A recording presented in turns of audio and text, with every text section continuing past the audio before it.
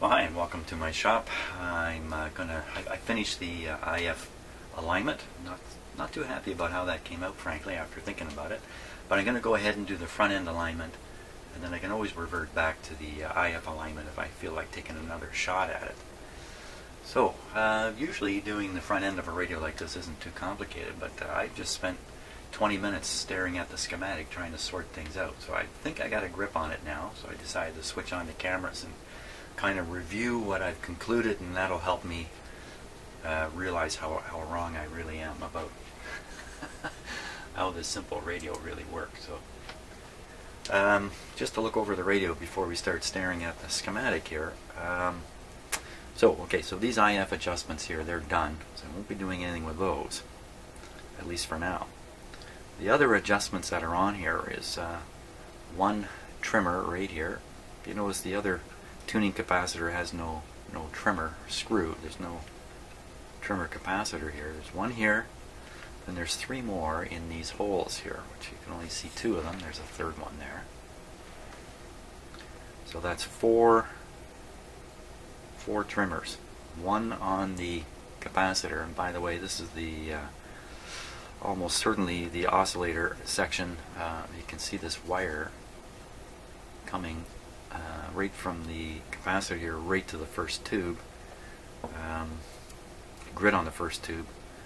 This is almost certainly the antenna signal. So this would be an oscillator adjustment. This is the two-band radio, but it only has one oscillator capacitor up here, not two. So somehow this radio has to allow for the trimming of the oscillator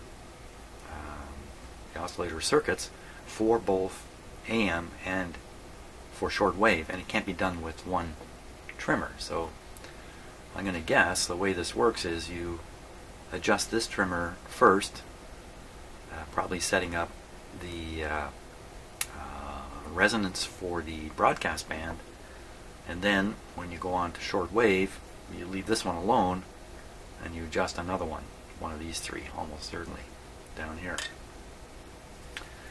That's my thinking. Now, I think that's about all we can see on here. There's nothing else to adjust, just the four trimmers. I just have to get them sorted out now. So let's take a look at the schematic here.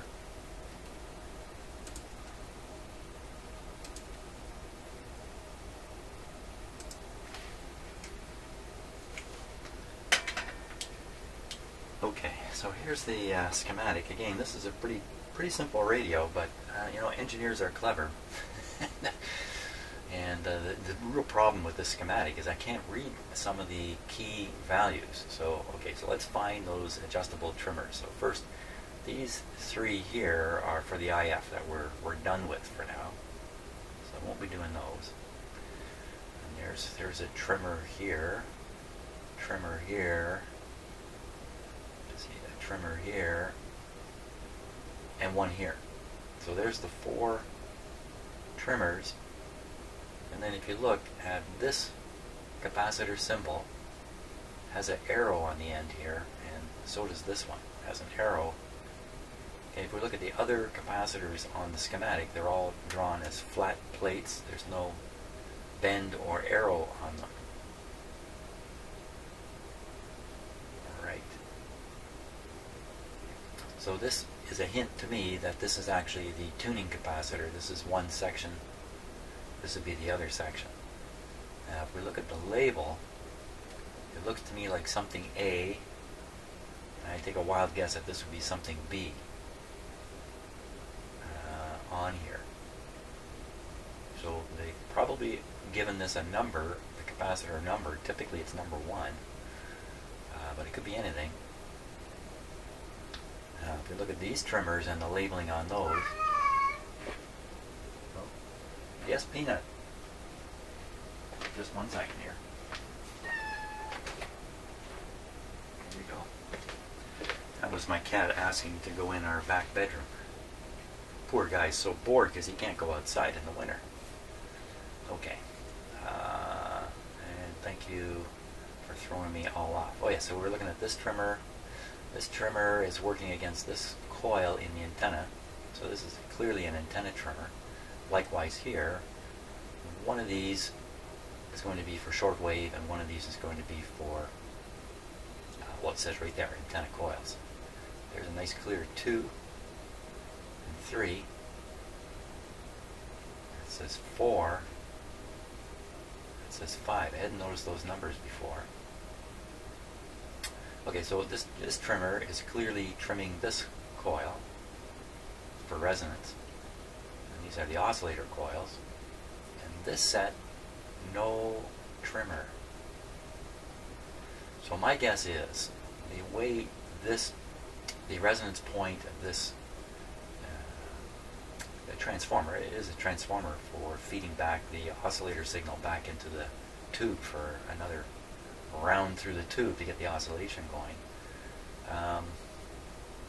This is the guy that must be trimmed by adjusting, and where is it now? This guy, wait a second now.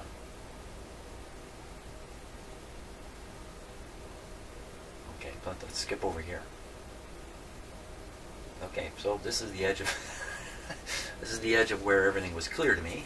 It's not so clear now. So it says right there, on something. So you can bet that, I'm going to bet, well look, here's the tuning capacitor. So this has to be the trimmer on the tuning capacitor on the oscillator plates of the tuning capacitor. So I'm going to guess, when you do broadcast, you adjust this. Once that's done, you leave it. And then when you do shortwave, you do this one. You leave this alone. This one compensates for the adjustment of this one, which has actually been adjusted on the AM band. So I think that's the procedure. I could have it backwards. It could be the other way around, but it's one way or the other. Because this is a 2-band radio. There has to be ways to trim both oscillator frequencies for shortwave and for broadcast. Okay. Now these guys over here are these two. So that looks like 9A, and I guess that that's 9B. Okay, and up here it shows the position of these things. So let's see. So there's 9C. How's that help me? I just saw A and B. This is C. Here's the C. You can see the C. I can see the C here. So sure enough, the adjustment for this isn't even really, I was going to say it isn't near this coil. It's not on this coil. It's, get at it through a hole here. Just 1 second.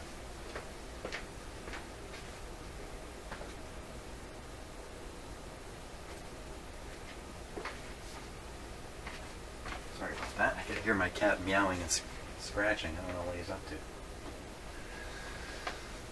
Who knows what goes through a cat's mind. Okay. And once again, I'm lost here. Doesn't take much, does it? Get me lost on these things. So if we look at the instructions, yeah, let's do that. So here's the instructions. We're starting with this one here. Step number 2. Okay, so we're starting in the shortwave band. Fully open capacitor. We're going to do the oscillator first. So with the capacitor fully open, the radio should be tuning 15.3 megacycles, or megahertz. And we just move the oscillator until it's until the radio is feeding. What are we listening to here? I guess we have the connect the radio. I don't actually say, oh, volume control on full output meter connected. Oh, volume control on full dot. Output meter connected to plate and screen. Oh. Okay. I can't say I've ever done that. I've stayed away from connecting my meter to the plate or the screen of an output tube. Okay, I'll have to set this up. Okay, a little lesson learned there. Something new. even the simplest radio throws new things at me. And I've done hundreds of these, hundreds of radios. Okay, totally lost. I think I'm going to stop the video here and get myself set up for the first step. That would be a smart idea. Okay, so I'm in the middle of setting this up, and I've had to stop. I wanted to show you what I've come across here. So if we just look at the instructions, right under here, alignment procedure, volume control on full, output meter connected to plate and screen of the 1T5 tube. Great. Which tube is the 1T5 tube? Well, here's the tube diagram right here. No. What? 1T5. Huh. Okay, here's another list over here. No 1T5. It's a 1A5 output. It's interesting. There's an output here as two words.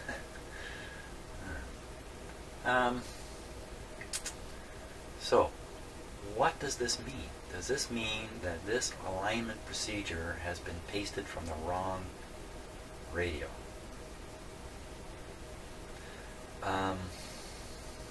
That's a bit, like this. Sometimes people who are preparing these pages for posting on the internet, or even way back when they were prepared by a writer for his book, his annual book, they may have made this mistake and it just slipped through. So how big a deal is this? First of all, I really don't want to do this. I just don't want to connect my output meter to the plate and screen. One of the reasons for that is my output meter, one of the terminals is power system grounded.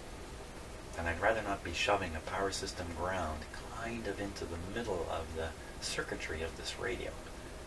It just gives me the EBGBs. I have other equipment in here which is also power system grounded. And I don't want to put in conflicting grounds, or smoke may issue from the radio after that. So I'd much rather just hook this up to the speaker. Now, exactly why they're not suggesting that, I don't know. Maybe this is totally wrong and that's really what they want you to do. Let's look at the speaker connections here. So we see there's a signal sent just to the voice coil here. Oh.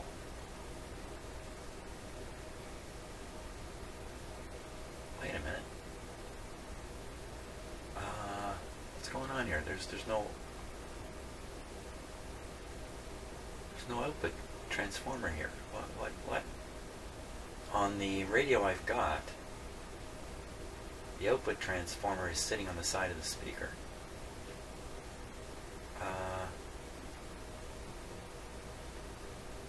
This is shown with no transformer.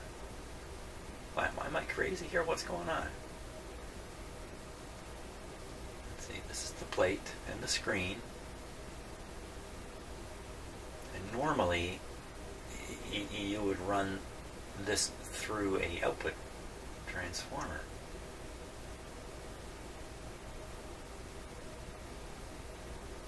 What?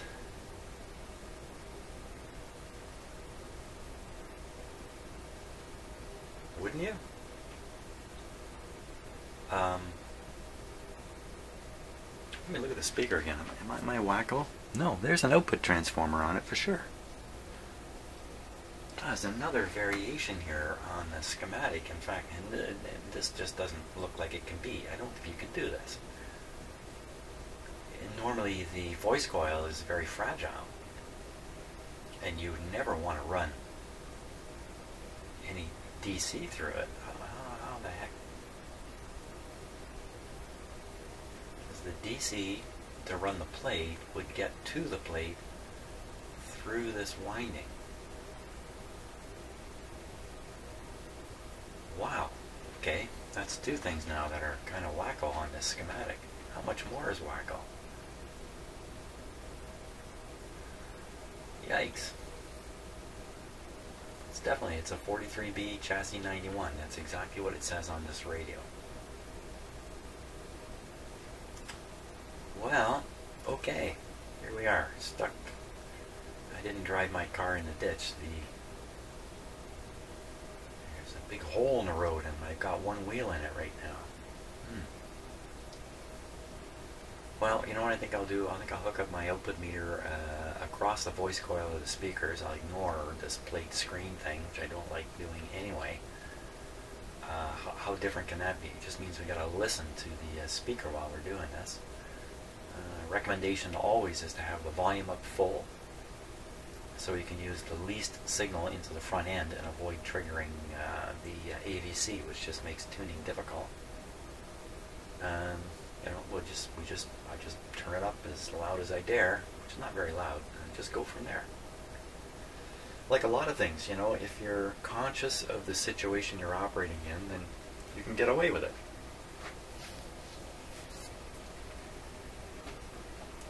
Sounds like famous last words, really. Okay, so so I'll go back to hooking this thing up. Boy. Okay, I think I'm ready to start up the radio. Let me just quickly review what I've got here. Make sure I've got it right. So this is the output of the single frequency signal generator here, coming down through a capacitor to the ground and antenna wires for the radio, with a 400 ohm resistor here, as required according to the instructions. And so that should feed in the antenna signal. It's going to be 15.3. You can see I've got my signal generator dialed up to 15.3. The front dial on the radio here is also turned all the way open. I don't know what band I'm on yet. I think I left it on the shortwave band. I'm not sure, but well, that's easy to figure out. So now the pointer has not been aligned yet. There's no instructions on how to align the pointer. So I'm still back to this. You know, I'd love to go to a limit and then make this thing perfectly level, then go to the other limit and see it perfectly level, but that's not going to happen. Close. That's about as close as I can get it. Again, this is not a accurate on short wave. There's no way there's any precision in the pointer because the dial is, you know, 13 megahertz here, 15 there. There's 2 million things in here to pick from. I mean, you can't divide it out that way with this pointer. Okay, I think we're good. Good to go. Good to go. By the sound of the garbage can bell. Now, why does the front of the screen look so weird? Because you're seeing that. There we are. Okay, so once again, this is going to be turned on this time. So this will be the voltage going to the tube filaments, and this will be the B plus voltage here. Better if I have that one on also. Proper B plus voltage is straight up. Needle straight up. Whoa, what's going on there? What's happening?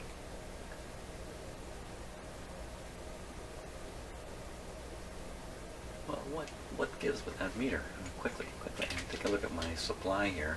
It's switched to standby and the level is turned low. So there should be no. Oh, now the meter's gone back down. What happened there when I wasn't looking? Is that because I went like this? Sometimes you get static electricity.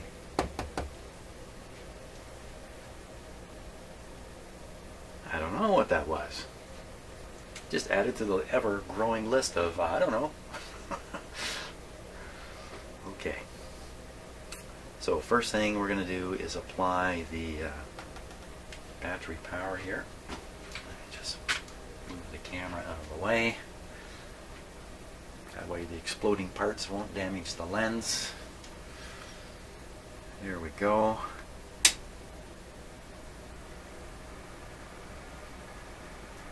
Perfect. Now if you heard a hiss come up, that's not the radio, that's actually a cooling fan in the power supply. I'm going to turn up the heater voltage a little bit higher, up around here. Okay, so those tubes are warm and ready to go. Now I'll put on the B plus here. Turn the volume up on the radio. Make sure we hear it. Turn up the B plus.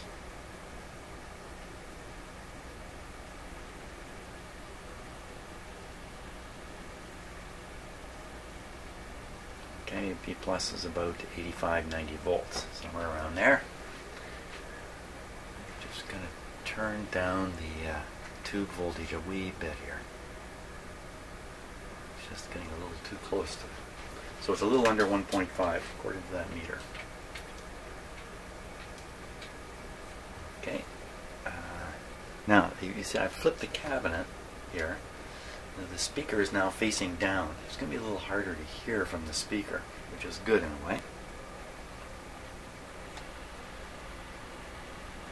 Now, my microphone, though, is sitting up here, right up here. It's aimed more or less down at the speaker, so you should be able to hear it and not confuse it with the cooling fan, which is quite relatively quiet. What do we got happening here? Next thing is the output meter. The output meter, I don't know if you can see it here, way up there.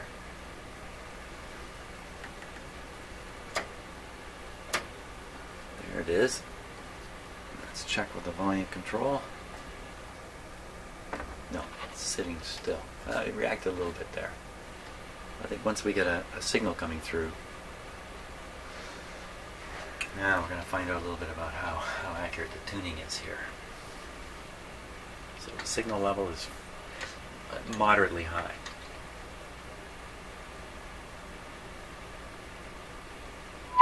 Wow. Okay, that was a little loud, wasn't it? Hurt my ears. That's a very good sign though. Let me turn down the radio here, way down. Tune in the signal generator again.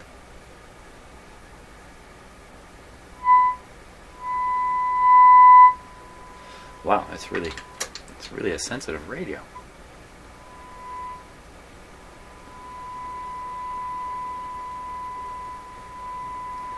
Yeah, it's kind of blocking the view, but I was watching this meter up here. Where'd it go? Over here. Making sure it's maximum. 15.925, so it's way off. It's supposed to be 15.85. Do I think? Now, is the capacitor all the way here? No, I didn't have the capacitor all the way. It's only going to go higher. Okay, so I'm just making sure the capacitor's all the way there. What is it now?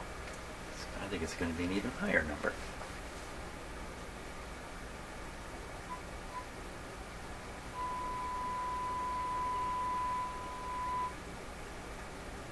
Well, maybe it's supposed to be 16.3. That would make more sense. 16.2. Let's look at the dial indicator. Well, there's 15 and we're way past it here. 13, 14, 15, 16. That's not bad. It's not too bad. Let's just take a peek at the instructions.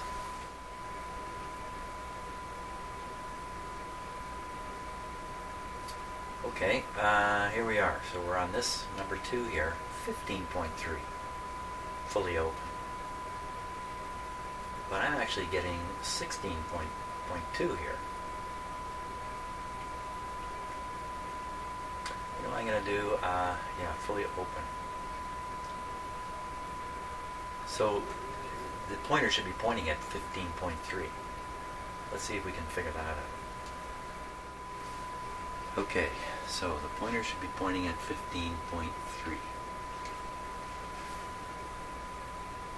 With the capacitor all the way open. Where would 15.3 be? Ground just popped off here.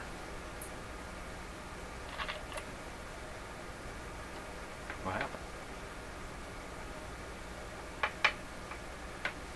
come it went away?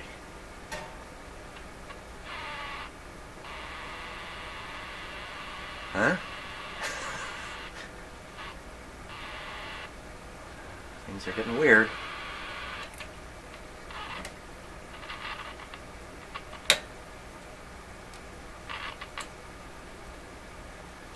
I'm going to ground onto this wire here.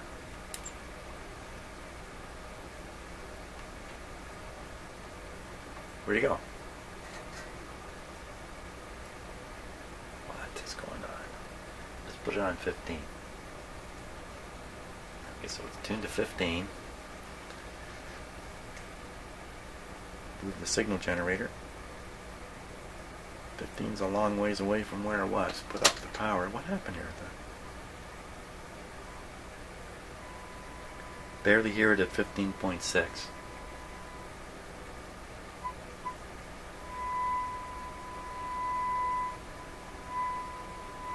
You know what I might have been doing there? I mean, I was grounding my instrument to the chassis here, and the chassis may not be the best place to ground it. So it's better off grounding it onto the actual ground wire that's coming out. I think there's a B- bus inside this radio. So if you ground anything to the chassis, you're grounding it to the B- bus through a capacitor somewhere. Something like that's happening. That was probably causing trouble. So now we're in a little more realistic situation. Okay, so the radio's tuned to 15, I think. We'll take a closer look, and you can see the signal generator is pretty close to 15. That's a lot better. Let's take a real good look at this dial here.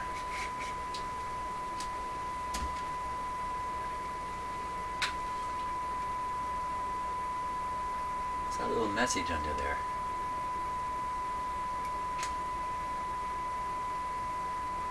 Thank you for automatic focus. It's automatically focusing a little off. Oh, 19 meter band, that's what that's indicating. So it's not going to help us. Put this right on the 15.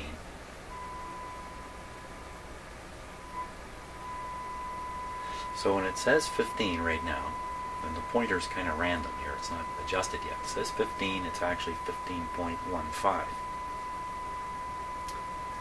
15.15 is probably more like that. Not very far away.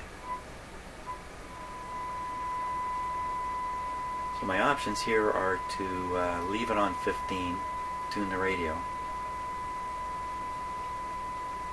But you know what a much better option is? A much better option is to try to detect the local oscillator, set the local oscillator to the correct local oscillator frequency, which relates to 15 or 15.3 or whatever I want to do it at, then turn the pointer. So I've got to measure the local oscillator to do this right. And luckily my SDR radio is here to help confuse things. Let's try that. Let me we were able to find the local oscillator last time. Okay, give me a moment to set things up here.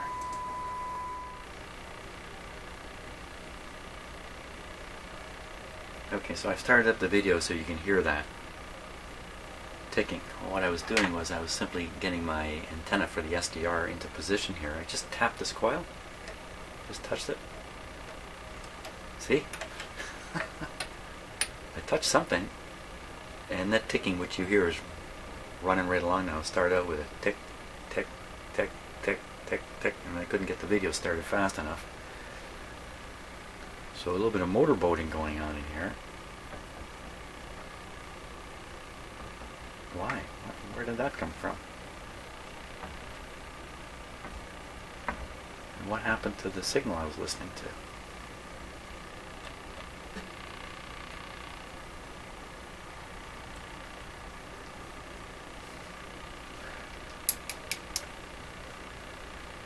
What? Welcome to Jim's Shop of Horrors. Don't worry, man. If there's nothing wrong with your receiver, I'm sure to find it. Yeah.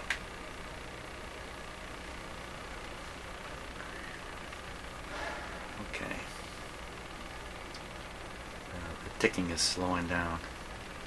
Yeah, voltages over here, B plus, and battery are the correct. tune the radio. Making no difference on the ticking. Turn it up. Oh, okay. Well, okay, so it's going through the radio. It's coming from the radio. What in heaven's name has happened? Let me flip the band switch a little bit here. Volume down, Jimmy, before you blow the audience out of the theater here.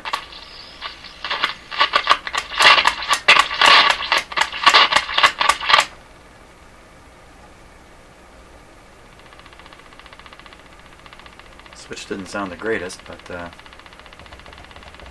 how could it be that I simply brought this up here, I lightly tapped this, and away it went.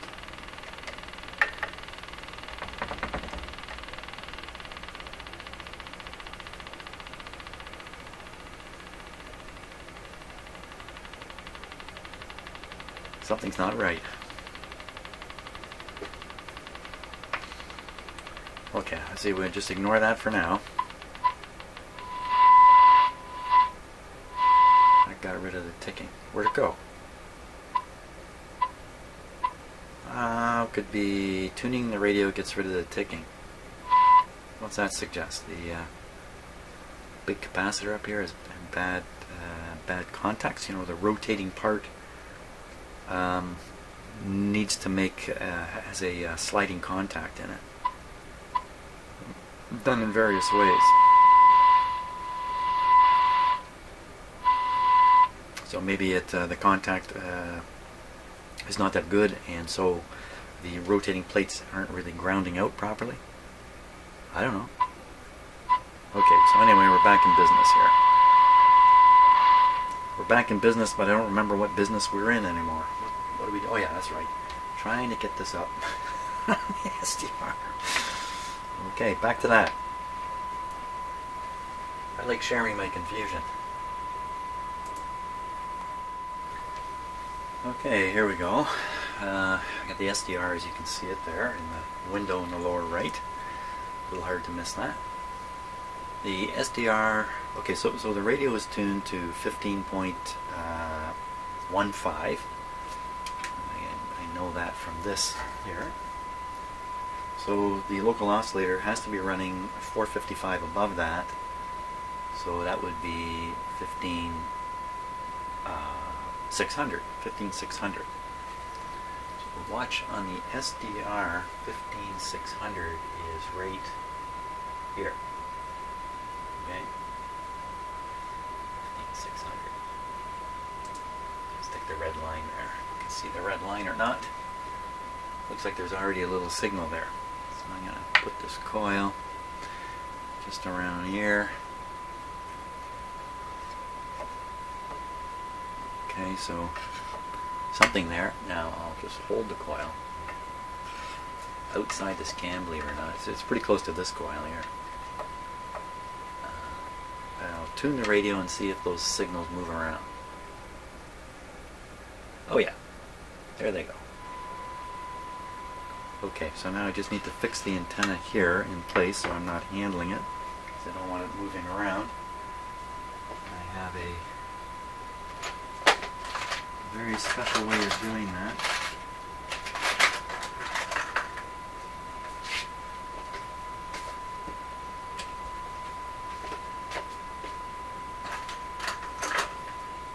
Just need a very critical thing here. Here we are.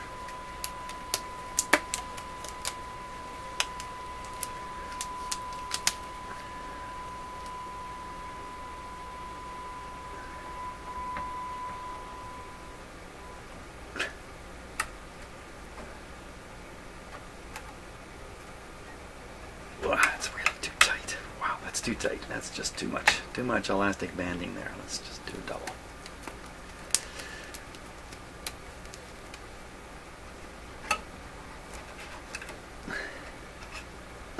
Okay, I'll put this guy in. Fortunately, I've got a pretty heavy, stiff cord on this antenna here, and it's not the best. It's not the best. Tends to way, there we are. That's not too bad. Okay, so that should stay pretty much in place there. What do we got on that? We got nothing. What happened to it? Okay, let's tune it. Hello, radio. Where did the radio go?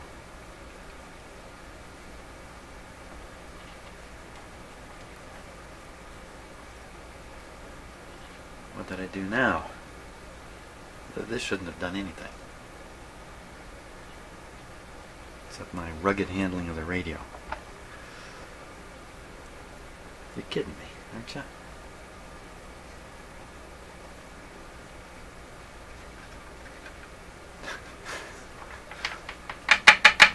Oh, come on.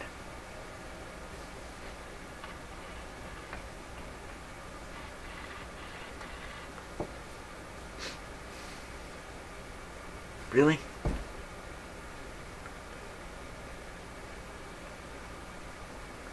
I'm just looking everything over. When I get silent in here, you can't tell what I'm doing. I'm looking everything over very quickly. I don't get it. Where did the signal go?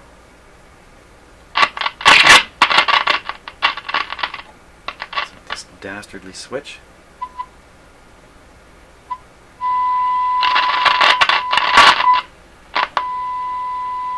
I think we can say yes to that. Okay, next time I have the radio flipped over, I gotta clean that switch. Maybe I gotta do it sooner than later.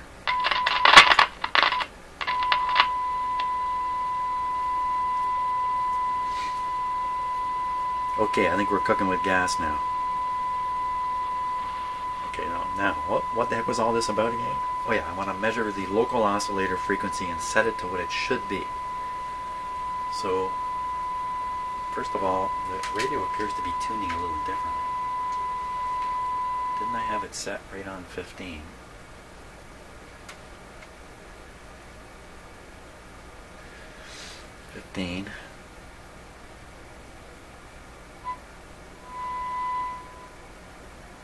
Oh boy. Okay, now I'm getting 14.8.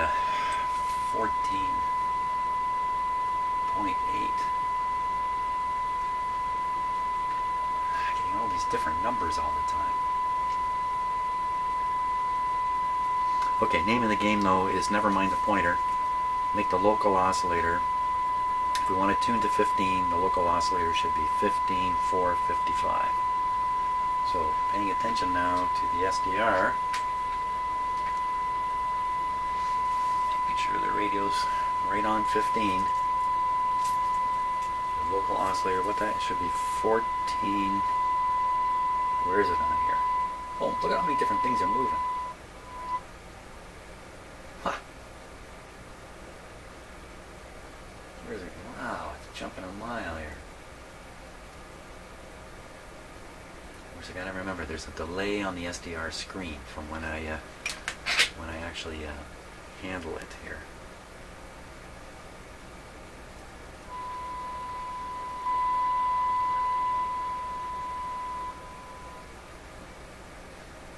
So I'm going to assume the local oscillator is that biggest thing at 15.3 right now on the SDR. Okay, which is right here. I really want it to be at 15.455, which is right here. Okay, I'll put the red line there. That's where I want it to be. So I'll adjust the radio until it's there.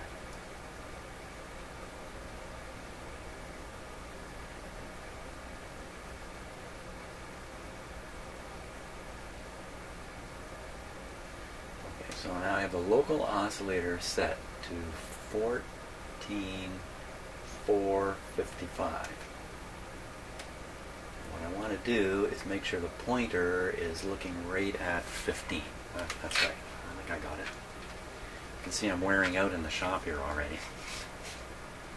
My mental faculties are going on strike. It's really close, isn't it?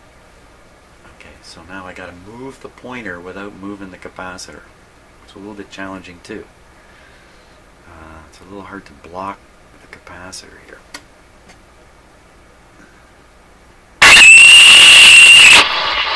Oh, frick.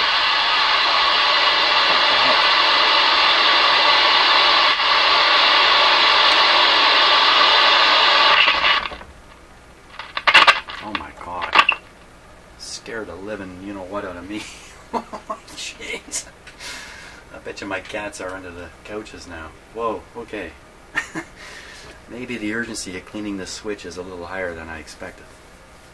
Wow. Okay, that was a screamer. I don't want...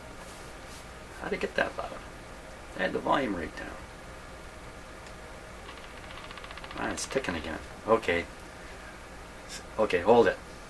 Gotta clean that switch. Gotta abandon everything here. Okay, checking the voltages over yonder. They're still okay. Nothing bad happened there, but we're gonna shut her down. Shut her down. Here we go.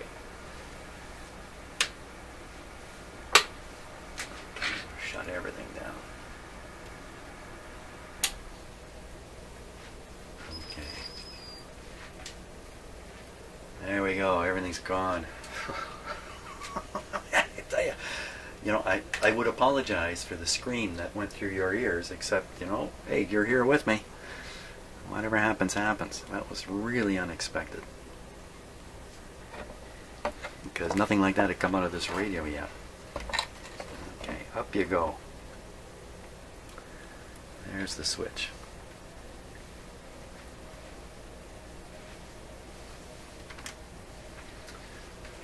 Let me switch over. I'm talking about switch. Let me switch here.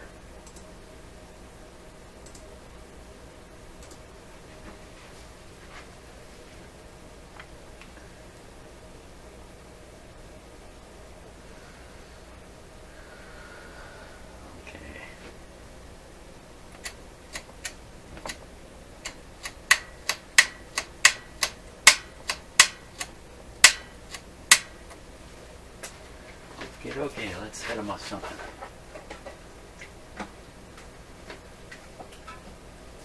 What should we hit them with?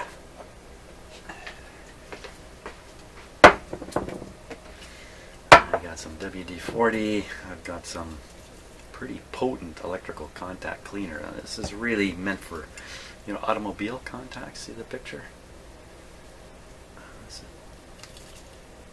Electrical contact cleaner. Cleans electrical contacts, but leaves no residue, safe on most plastics, so that's reassuring. Most of the time this is okay to use. Not always though. So I'm going to give it a little dose of this for some reason.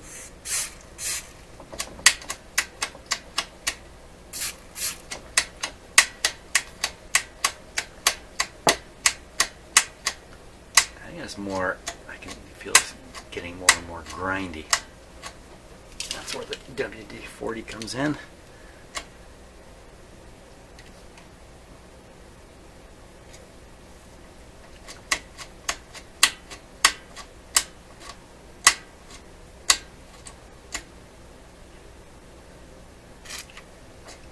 And right in the shaft here.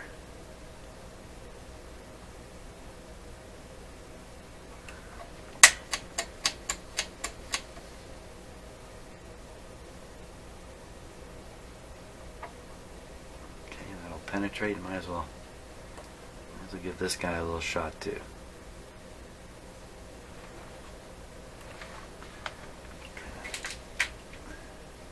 Oh, wrong camera. Okay.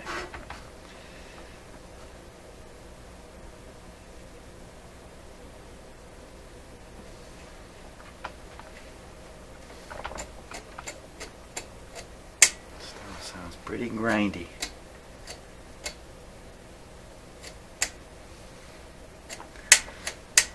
That's probably done. Okay, wow, well, that might be enough excitement for today. Well, I kind of think that's it for today. I think I'm going to call it quits here for now. I think I'm all set now to successfully do the front end alignment. No, as soon as my hearing comes back. So great, I hope you're getting a kick out of this, and I hope your hearing comes back too. I'll see you on the next video.